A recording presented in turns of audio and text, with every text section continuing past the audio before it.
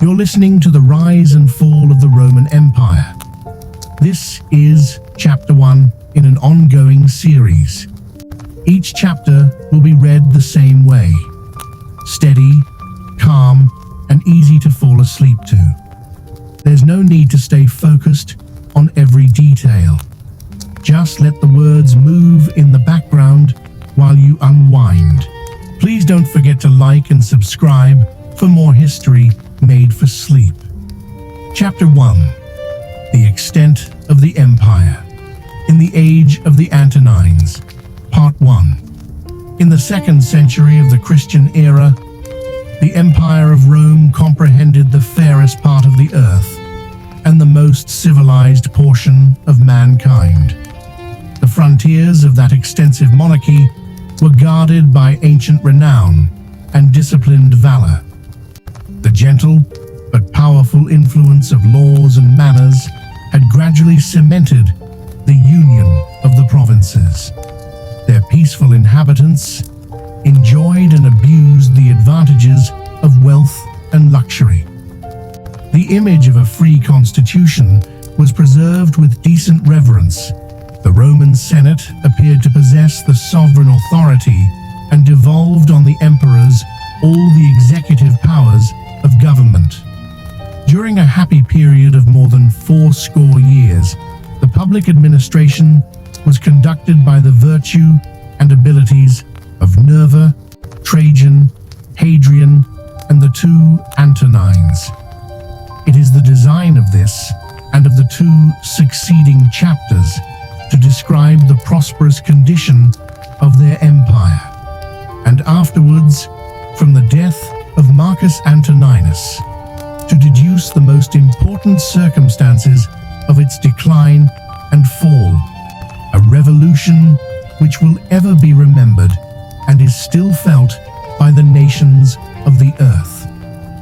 The principal conquests of the Romans were achieved under the Republic, and the emperors, for the most part, were satisfied with preserving those dominions which had been acquired by the policy of the Senate, the active emulations of the consuls, and the martial enthusiasm of the people. The 7 first centuries were filled with a rapid succession of triumphs, but it was reserved for Augustus to relinquish the ambitious design of subduing the whole earth, and to introduce a spirit of moderation into the public councils. Inclined to peace by his temper and situation, it was easy for him to discover that Rome, in her present exalted situation, had much less to hope than to fear from the chance of arms, and that, in the prosecution of remote wars, the undertaking became every day more difficult, the event more doubtful, and the possession more precarious and less beneficial.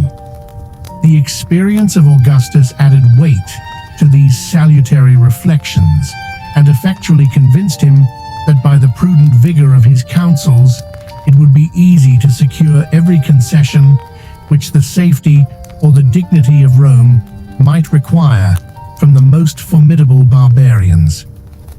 Instead of exposing his person and his legions to the arrows of the Parthians, he obtained, by an honorable treaty, the restitution of the standards and prisoners which had been taken in the defeat of Crassus.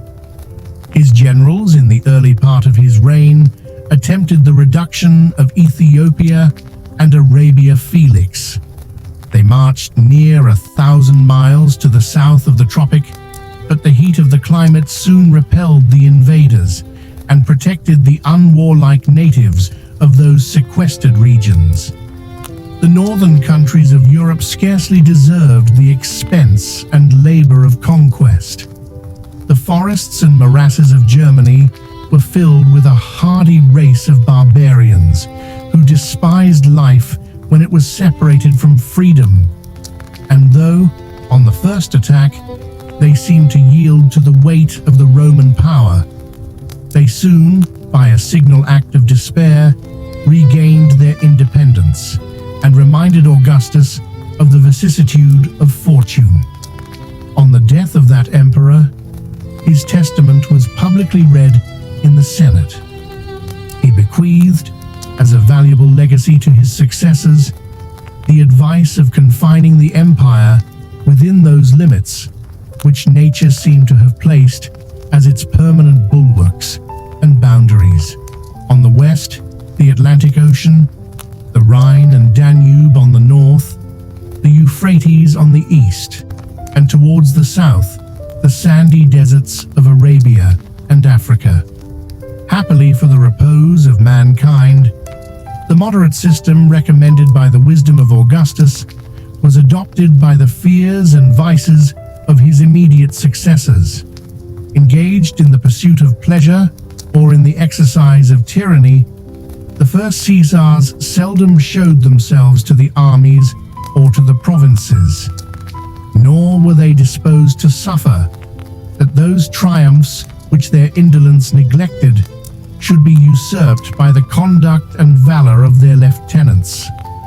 The military fame of a subject was considered as an insolent invasion of the imperial prerogative, and it became the duty, as well as interest, of every Roman general to guard the frontiers entrusted to his care, without aspiring to conquests which might have proved no less fatal to himself than to the vanquished barbarians.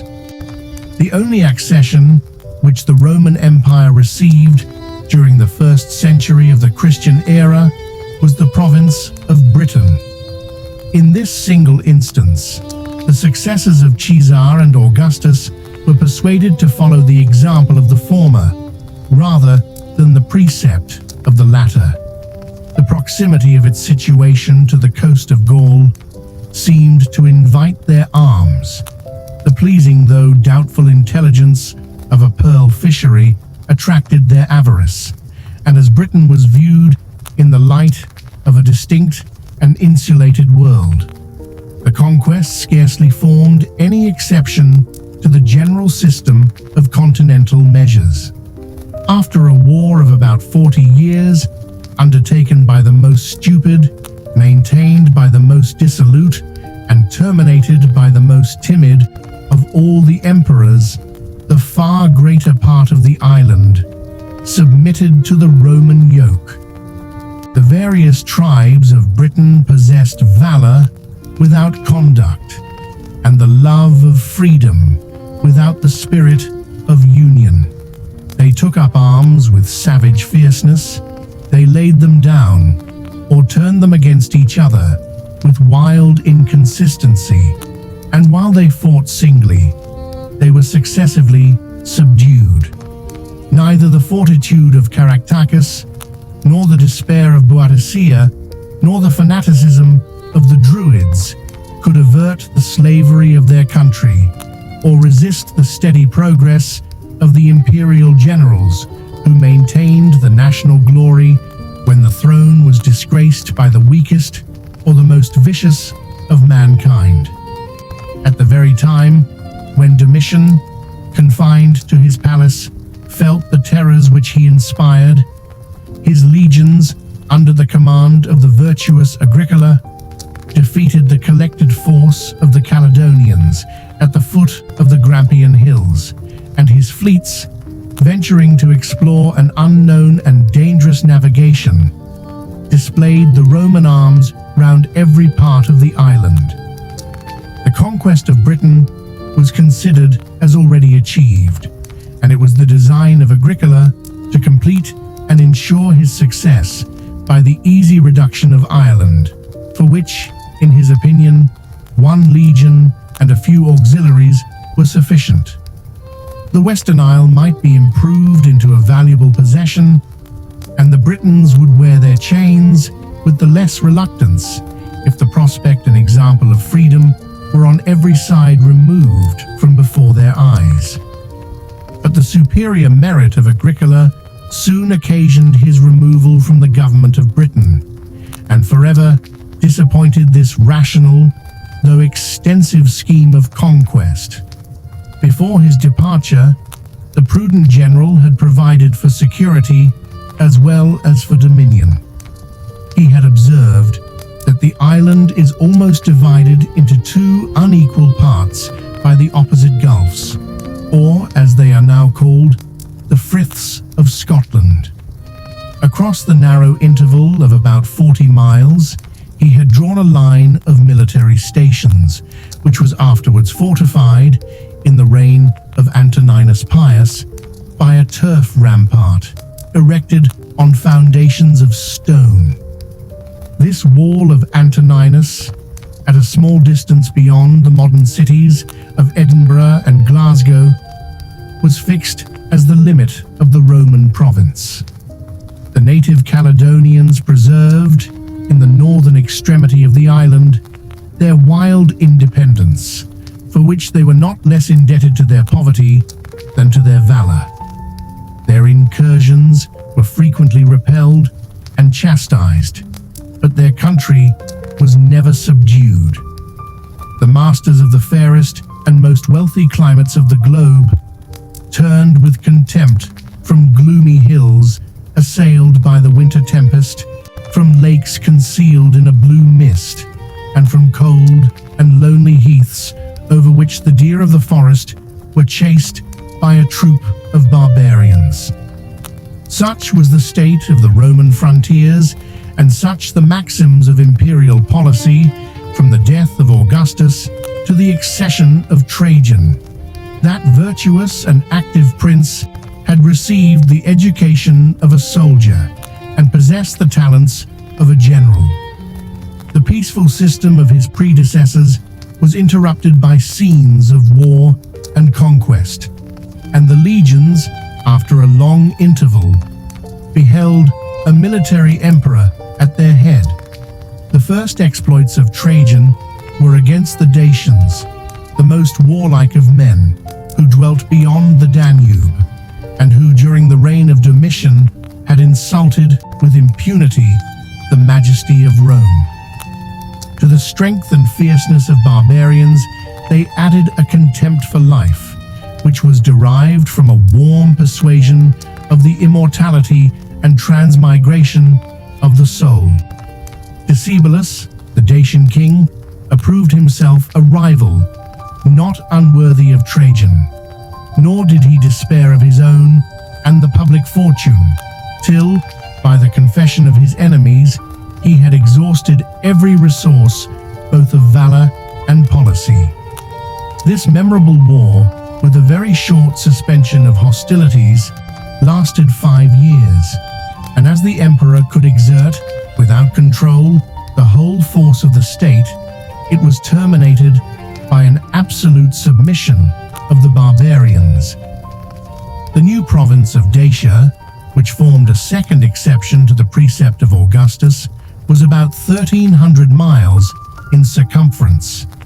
Its natural boundaries were the Dniester, the Theiss or Tibiscus, the lower Danube, and the Euxine Sea. The vestiges of a military road may still be traced from the banks of the Danube to the neighborhood of Bender, a place famous in modern history and the actual frontier of the Turkish and Russian empires. Trajan was ambitious of fame, and as long as mankind shall continue to bestow more liberal applause on their destroyers than on their benefactors, the thirst of military glory will ever be the vice of the most exalted characters. The praises of Alexander, transmitted by a succession of poets and historians, had kindled a dangerous emulation in the mind of Trajan. Like him, the Roman emperor undertook an expedition against the nations of the East, but he lamented with a sigh that his advanced age scarcely left him any hopes of equaling the renown of the son of Philip. Yet the success of Trajan, however transient, was rapid and specious. The degenerate Parthians, broken by intestine discord, fled before his arms.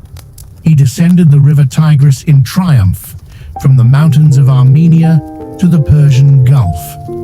He enjoyed the honor of being the first, as he was the last, of the Roman generals Whoever navigated that remote sea. His fleets ravaged the coast of Arabia, and Trajan vainly flattered himself that he was approaching towards the confines of India.